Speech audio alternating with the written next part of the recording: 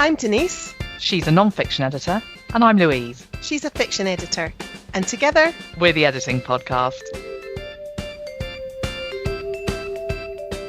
Hello and welcome back to the Editing Podcast. So Denise, I'm feeling a little wiped out this week, if I'm honest. Like I've been podcasting a lot over the past few years. I know what you mean. It feels like, I don't know, we're recording our 100th episode or something. Would you like to shout that a little bit louder? I think it's best if you do the shouting, really, because recently you did win the Favourite Accent Award from our listeners. Again. I know. What can I say? I'd like to thank my family. Save your Oscar speech for another time, Cal. Let's chat instead about this massive journey we've been on. What a good idea, yeah. And it has been a journey, a big learning curve. And so we're going to share some tips with you, just in case you fancy trying it too. Yeah, that's right. So we've broken down this episode into various sections. First, we'll look at what's involved in putting an episode together. Then we'll chat about how long it takes.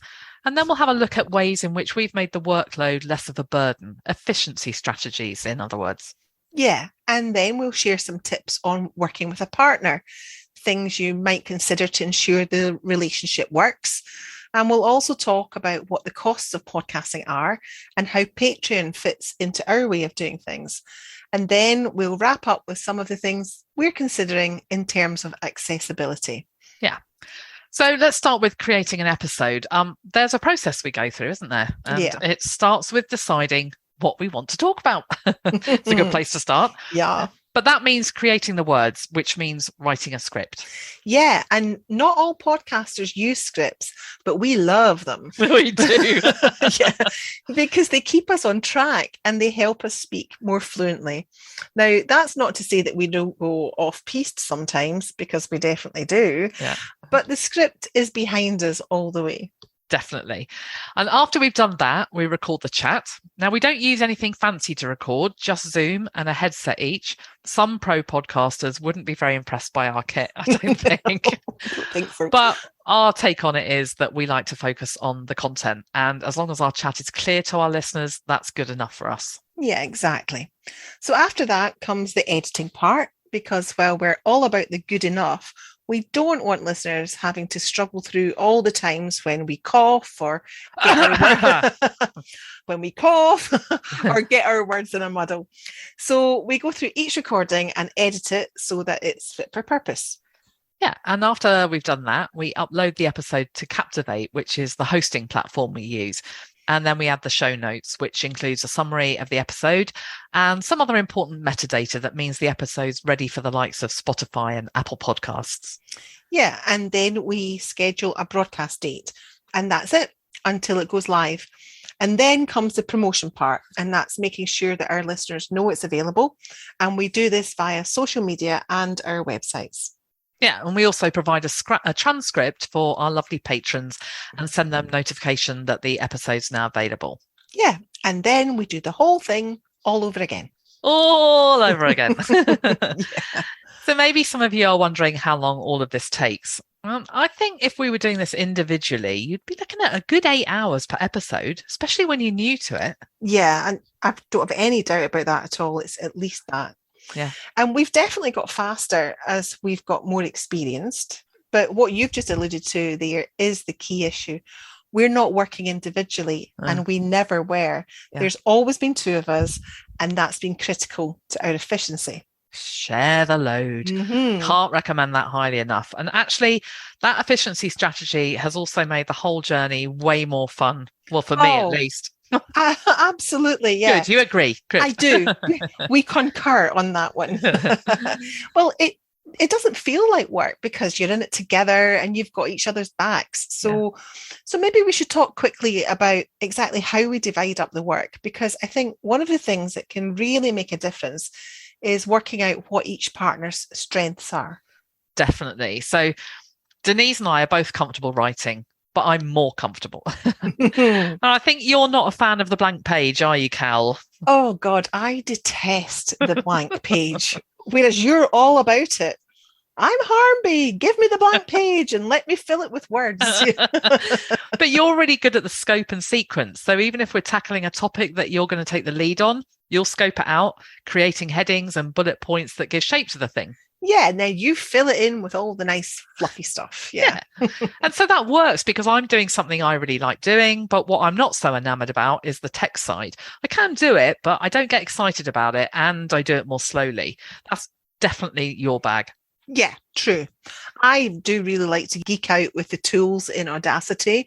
That's the editing software we use, and tidy things up and play with the settings to get the sound as good as I can.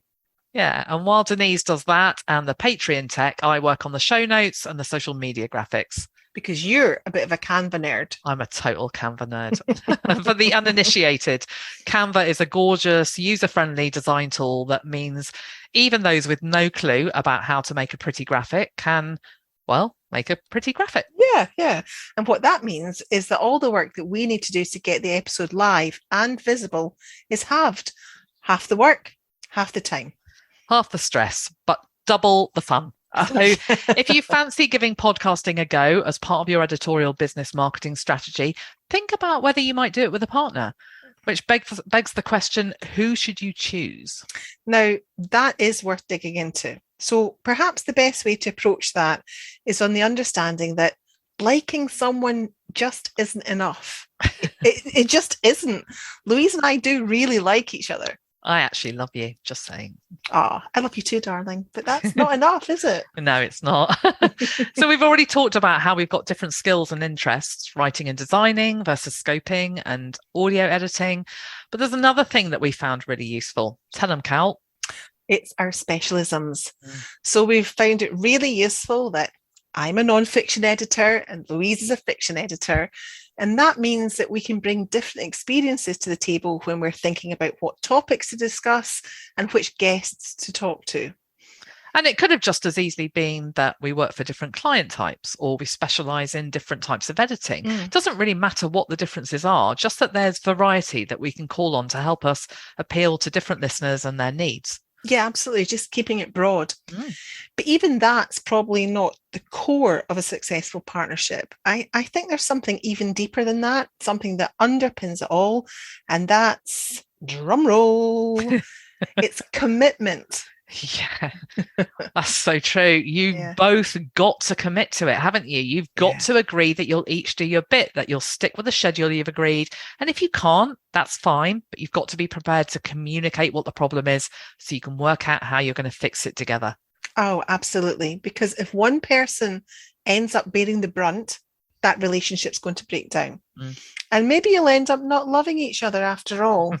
And we've worked really hard on putting that commitment front and centre of this podcasting journey. We really have. And we recommend you do that too. If you decide to work with a partner, get that stuff agreed and understood right at the outset so that you're both clear about what's expected and who's going to do what and when.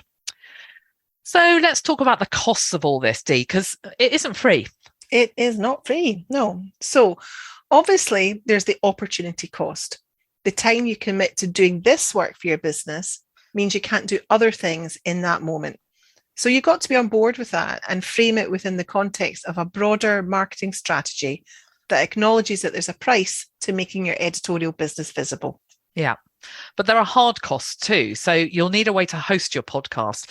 Now, you could stick a bunch of audio files on your website, but ideally you want a platform that's designed to host audio content and that's set up to ensure that your podcast is available on all the apps people commonly use to access audio content. Yeah, so the apps we're talking about are Amazon Music, Apple Podcasts, Google Podcasts, Spotify, and Stitcher, just to name a few. That hosting will cost you, though, of course, if you're working with a partner, you can split that. Yeah, so Captivate starts at £17 a month. Libsyn, or another well-known host, starts at £5, though, frankly, the monthly upload capacity is small and the analytics function costs extra. But, you know, that might be great for starting out. Just certainly wouldn't knock it. Yeah. The comparable plan with our Captivate one is around £20, I think. Yeah. Other hosts you could look at include Buzzsprout, Anchor, and Podbean. Yeah. And so to offset some of the costs of our time and the hosting fees, what we've done is sign up with Patreon, and our patrons support us with a few pounds a month, enough to buy us a cup of tea. And that enables us to cover a little bit of the cost of the work that we put in. Yeah. Thank you, lovely patrons. We are so grateful to you. Yes, thank you. So we should mention that those patrons do get a little something as a thank you, and that's the PDF of the transcript. And that helps those who might want to revisit some of the content at a later date, but don't want to trawl through the audio again. Yeah, it's just an alternative way of being able to access it. But for some members of our audience, it's essential because they're members of the deaf community and the written content is the only way they can access it. Yeah, and that accessibility issue is something we're alert to.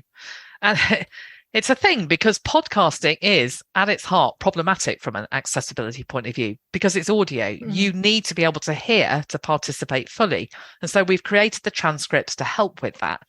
And yet we're aware that we're not making these available to everyone for free of charge.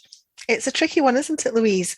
Yeah. Because if we were to do that, we'd not be acknowledging the support we get from our patrons. Which means we'd need to develop another reward, which means more hours we've got to put in. Yeah, and then the whole venture risks becoming impossible because we have jobs and other responsibilities, and there are only 24 hours in a day.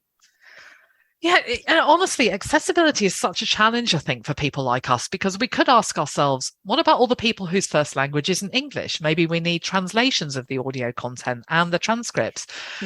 So I think it's fair to say that where we are at the moment is in a place where we're saying we know our podcast isn't as accessible as it could be. We're owning that, aren't we? Yeah, we are. But for now, we're doing the best we can with the resources and time that we have. And we know we can do better, but we're grateful if you can be patient while we figure out how to be better. And to anyone listening who's thinking about doing a podcast, take a moment to consider how you're going to tackle accessibility. Definitely. And where are you going to draw the line? Where are you going to draw your boundaries so that you can sustain the work? What compromises will you make?